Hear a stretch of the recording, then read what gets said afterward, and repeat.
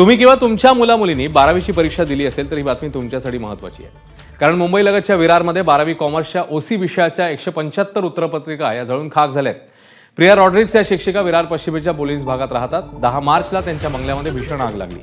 त्यात त्यांच्याकडे असलेल्या सर्व 175 उत्तरपत्रिका ज्या आहेत त्या जळालेल्या आहेत। त्यामुळे 175 विद्यार्थ्यांना आता कसे गुण देणार असा प्रश्न उपस्थित झालाय।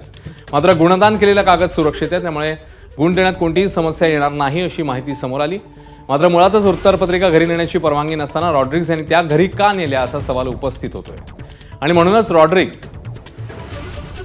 आणि त्या जिथे नोकरी करतात त्या महाविद्यालयाच्या प्राचार्यांविरोधात गुन्हा दाखल झालाय। उत्तरपत्रिकांची तपासणी झाली, त्याची मार्कशीट पण तयार होऊन शाळेमध्ये आहे आणि त्या ज्या काही मॅडम घरी उत्तरपत्रिका घेऊन गेल्या होत्या हे कायद्याने पण चुकीचं आहे। या संपूर्ण प्रकरणाची चौकशी करण्यात येते आहे। जे कोण दोषी असतील त्यांच्यावर कारवाई केली जाईल, परंतु त्या विद्यार्थ्यांना काळजी करण्याचं काही कारण नाही, कारण ऑलरेडी त्या उत्तरपत्रिका तपासून त्याचं मार्कशीट शाळेमध्ये उपस्थित आहे।